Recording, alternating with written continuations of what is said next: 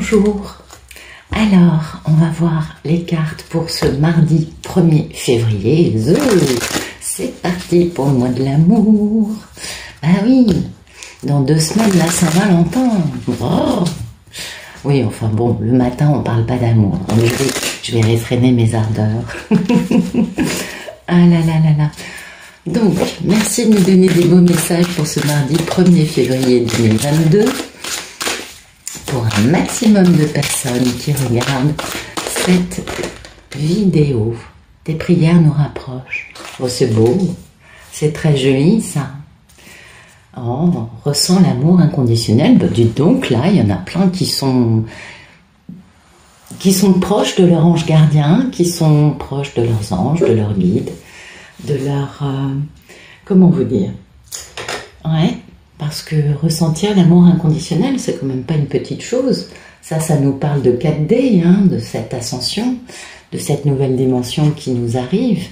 Et vraiment, ah oui, ça c'est très joli, joli. Alors, donc,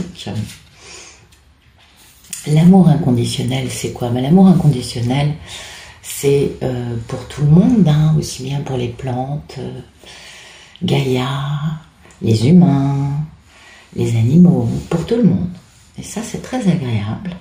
Et ce que votre ange gardien propose aujourd'hui, c'est d'adopter la posture d'amour inconditionnel, c'est-à-dire pour tout, face à tout, personne, situation, événement, rester dans la voie du milieu, dans le non-jugement, dans la compassion, dans la tranquillité.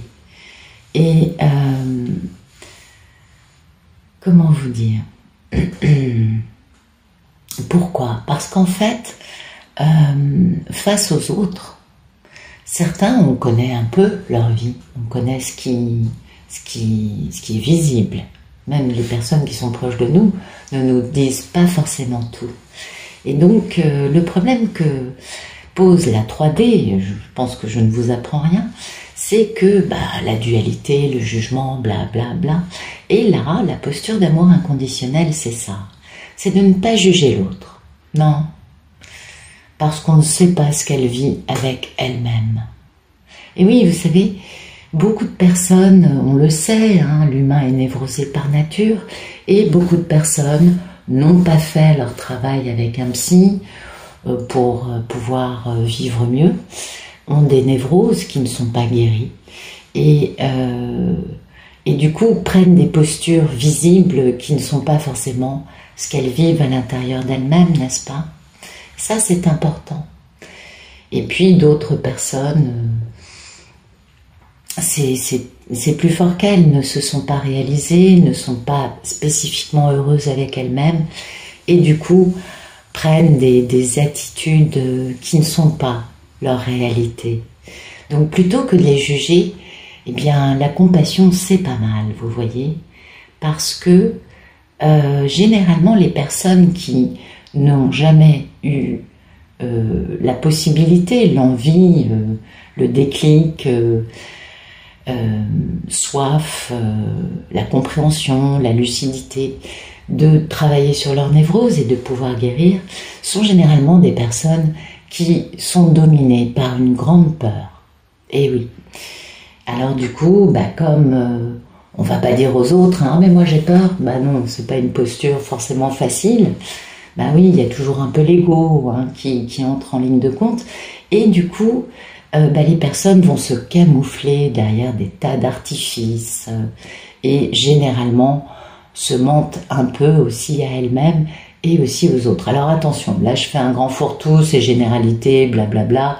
Bien évidemment, chaque personne est un monde différent et ce que je raconte n'est pas forcément juste pour tout le monde, hein, on est bien d'accord. C'est apprendre avec vraiment le côté généralité banale. Oui, là, c'est de la psychologie de comptoir, on est d'accord.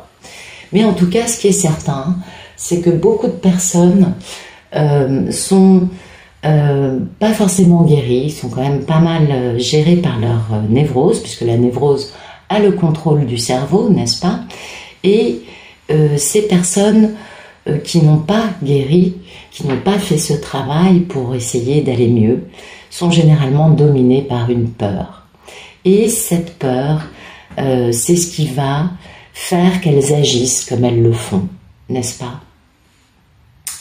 Et quand on comprend ça, du coup, on peut ressentir beaucoup de compassion, on peut ressentir du non-jugement, le pauvre ou la pauvre, plutôt que « Oh mais il m'a fait ci, il m'a fait ça ». Vous voyez, bon, on est bien d'accord, psychologie de comptoir de base. Bien, alors le tout en fait c'est ça, c'est d'arriver à comprendre que les autres ne sont pas forcément aussi équilibrés qu'ils le paraissent et que regarder la situation avec un œil indulgent, gentil, compatissant, eh bien ça permet de, de mieux comprendre les choses, de dénouer les problèmes et surtout de ne pas ressentir de mal-être, de colère, de sentiment de « mais comment ose-t-elle se tenir comme elle le fait ?» Vous voyez, ce genre de choses. Donc ça, c'est important. Et puis, le mieux à faire dans ces cas-là, c'est d'envoyer de l'amour inconditionnel à ces personnes-là qui, de toute façon, ne s'aiment pas. Ben non, si elles s'aimaient, elles seraient allées voir quelqu'un pour guérir leur névrose. Et ça, une personne qui ne s'aime pas ne peut pas aimer les autres, vous le savez. Donc la compassion est une posture beaucoup plus adéquate avec ces personnes-là. Ensuite, oui, bien sûr, donc ça c'est l'état d'esprit, hein, et puis ça c'est la réalité, c'est ce qu'on fait. Et en effet, le meilleur moyen de communiquer avec l'univers, avec la source, avec nos guides, c'est la prière. Et oui. Alors la prière, c'est pas forcément réciter un autre Père. Bon, vous pouvez le faire, hein, j'ai rien. Moi, je ne juge pas. Alors vraiment, la question ne se pose pas là. Mais la plus belle prière, c'est celle qui vient du cœur. C'est la sincérité. C'est dire les choses que vous ressentez avec vos mots, avec votre émotion, avec votre sincérité, et non pas essayer de se rappeler les paroles d'une prière qu'on a appris à un moment et dont certains vers nous échappent. Hein. On est bien d'accord. Donc, quand on voit ça, ça veut nous dire que oui, on est déjà en train de pratiquer la prière, bien évidemment, et que notre ange gardien nous demande juste d'en être plus conscient, peut-être de le faire plus souvent, en tout cas de bien être conscient que ces prières nous rapprochent de nos anges gardiens, de nos guides, parce que c'est grâce à ces prières que eux peuvent comprendre ce que nous attendons de la vie. Et c'est uniquement grâce à nos prières qu'ils peuvent intervenir pour nous aider. Et oui. Et c'est pas important si, comment vous dire, si elles ne sont pas exaucées dans la minute même. Non, non. Ce qui compte, c'est de comprendre que toute demande posée à l'univers est entendue, j'ai du mal à parler ce matin, est entendue et sera exaucée au moment où les éléments seront tous mis en place pour exaucer cette prière, n'est-ce pas? Donc à nous de trouver les mots qui nous viennent du cœur pour expliquer des situations et poser les demandes et surtout nous exprimer d'une façon naturelle, d'une façon le plus en phase avec ce que l'on ressent en nous. Bon, écoutez, c'est un joli message. Alors, on va prendre le Tao. Allez, c'est parti.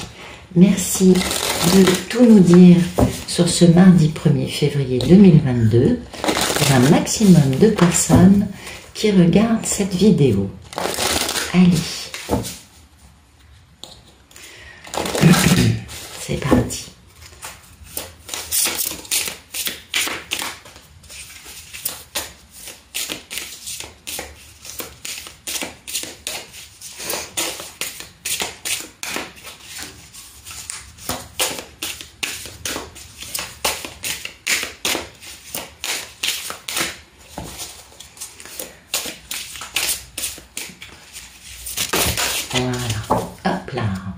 waouh, sublime, il va y avoir des bouleversements.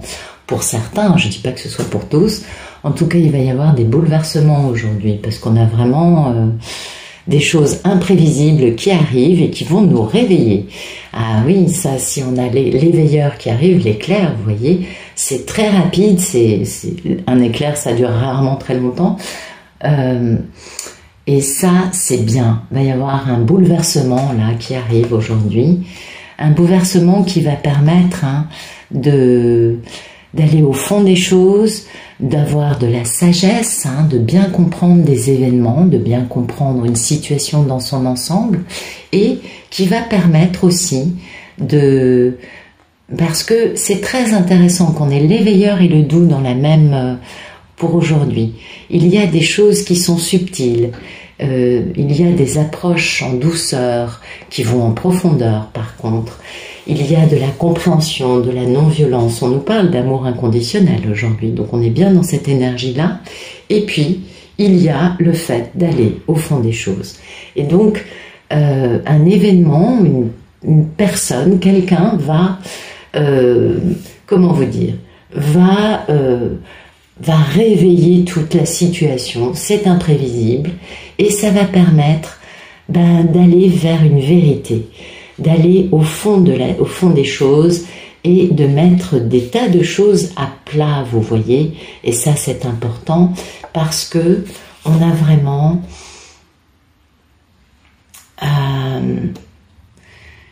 ça va bien se passer parce que on est en douceur, on est dans une modération, dans une non-violence, dans une compréhension. Même si ça va être bim, vous voyez, ça va être le gros chambardement. Ah oui, ce sera rapide, bref, mais en tout cas, il va y avoir une possibilité d'apprendre beaucoup sur soi et sur une situation, d'accord ? Et pour pouvoir bien appréhender tout cela, il va falloir garder les yeux grands ouverts et ne surtout pas essayer de s'enfuir face à ça. Donc il va y avoir un peu un choc, mais c'est cette clarté du choc qui va permettre aussi de regarder la situation en face avec les yeux grands ouverts et de bien comprendre une vérité, d'accord ? Du coup, bien évidemment, cette vérité, elle va permettre une sagesse, elle va permettre, comment vous dire, d'aller vers une profondeur, vers quelque chose de plus qui est peut-être caché, n'est-ce pas? Et oui, il y a toujours un peu la même histoire, et c'est toujours un peu la même chose, c'est très intéressant. Et ça va permettre de poser une lumière, cet événement va permettre d'illuminer quelque chose de profond, de vrai et de non perverti, vous voyez, quelque chose de sincère. Et donc, il va falloir regarder les choses en profondeur, n'est-ce pas? Et surtout, ne pas se laisser manipuler, perturber par des influences extérieures. Parce que là, on approche une sagesse, on approche d'une vérité de cœur. Et pour ça, il faut quand même y aller tout nu, il faut faire preuve un peu d'humilité. Et oui, ne pas laisser l'ego dominer la situation, bien au contraire, il faut laisser tomber les masques et aller vers cette vérité qui est en profondeur. Parce que là, les peurs et les doutes sont forcément abandonnés. Ah oui, parce qu'il y a un événement qui va être assez perturbateur. Ah oui, les veilleurs, c'est quand même un grand choc. Il y a des grandes modifications du pouvoir. Alors, je dis pas, là, je parle pas de situation... non, je parle de personnes. Voilà. En tout cas, il y a un côté imprévisible qui va permettre d'acquérir une nouvelle sagesse et d'aller beaucoup plus profondément trouver une vérité. Et ça, c'est important parce que ça permet d'aller au fond des choses. Et la meilleure façon de faire pour aller au fond des choses, ce sera bien évidemment d'être dans la subtilité, dans la compréhension. et d'aller dans la douceur, d'aller dans la non-dualité, dans la non-violence, de rester dans la voie du milieu et de surtout ne pas asséner de jugement, ne pas croire qu'on connaît la situation avant qu'elle puisse être éclairée pour aller au fond des choses, laisser les peurs de côté, on s'en doute bien, et être dans la voie de la moindre résistance, c'est-à-dire rester souple, vous voyez, ouvert, actif et lumineux, parce que là on est dans cette notion d'amour inconditionnel dont nous parle cette carte, et puis là on a quand même un événement qui va permettre de voir une situation avec beaucoup plus de clarté et de lumière que peut-être jusqu'à présent on a pu le faire. Voilà. Allez, on continue. Dis donc, elle va être longue la vidéo. Zou. Voilà, quand même 2-3 petites cartes de Chosen.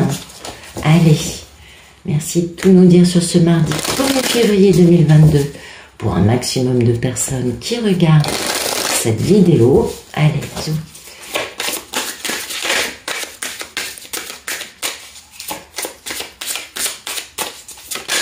Voilà, l'ajournement. Donc il y a en effet des fins, il y a des choses, voilà. On va arrêter une lutte, vous voyez, parce que l'état d'esprit c'est quand même la querelle. Alors là on est complètement d'accord. Ça peut être l'éveilleur, hein, attention, parce que ça c'est le cavalier d'épée, donc c'est quelque chose en effet qui est quelque peu remuant, hein, qui est un peu perturbateur, on est d'accord.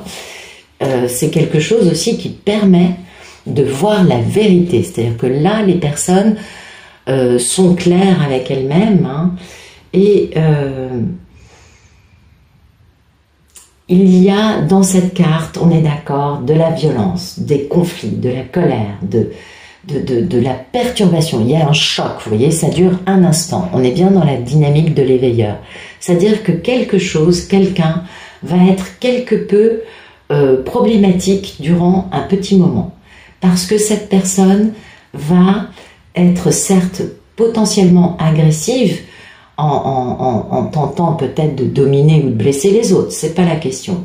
En tout cas, il y a un truc qui va arriver qui sera pas forcément agréable, mais qui va permettre de comprendre une vérité. Parce que cette personne qui se bat, elle se bat pour faire entendre cette vérité, vous voyez. Et oui, et ça c'est important. Donc, on est d'accord, ça va permettre comment vous dire, d'en finir avec une situation qui n'est pas une situation agréable. Et ça va permettre de terminer quelque chose, peut-être aussi de guérir, de se reposer, vous voyez. En tout cas, l'idée c'est faire maintenant ce qu'on doit faire, on est bien d'accord, plutôt que de procrastiner, il est temps de passer à l'action. Donc si on doit prendre une décision, c'est aujourd'hui. Ah oui, c'est très intéressant, ça colle très bien avec le reste, parce que dans cette carte, il y a quand même la notion aussi de pouvoir guérir une situation qui génère beaucoup de luttes, beaucoup de conflits, beaucoup de dualité et de violence. Donc là, c'est bien parce que la question, c'est de faire les choses maintenant, de le faire, de mettre fin peut-être à des situations, en tout cas, on va vers une guérison. Ça, c'est le 4 d'épée. Le 4 d'épée, c'est le fait de bien comprendre que c'est maintenant, c'est pas demain, c'est pas dans 10 ans, c'est maintenant. Et en effet, en face, on a quelqu'un qui nous laisse pas vraiment le choix, c'est bien maintenant, c'est bref, c'est instantané, mais c'est très clair. Au moins, on comprend la vérité par rapport à une situation, et au moins, on peut prendre une décision maintenant, et on peut, du coup, mettre fin à un problème, guérir, se reposer, lâcher prise, quelle que soit la situation dans laquelle cet événement va se passer. Voilà. Écoutez, les messages sont assez clairs. Aujourd'hui, il va y avoir du mouvement, hein. Il va y avoir des choses qui vont se passer, et la meilleure façon de faire face à ce choc qui va révéler une vérité, hein, on va bien comprendre la situation telle qu'elle est, et bien face à cela, la meilleure façon, c'est de décider, finalement, de comprendre, mais aussi de ne pas procrastiner, c'est-à-dire de gérer ça maintenant, dans la gentillesse, dans la tranquillité, mais aussi ça va nous permettre de mettre fin à des situations qui étaient quelque peu bancales ou malsaines, ou alors de guérir en profondeur par rapport à des choses qui ont pu, en effet, paraître autrement qu'elles n'étaient. Ok ?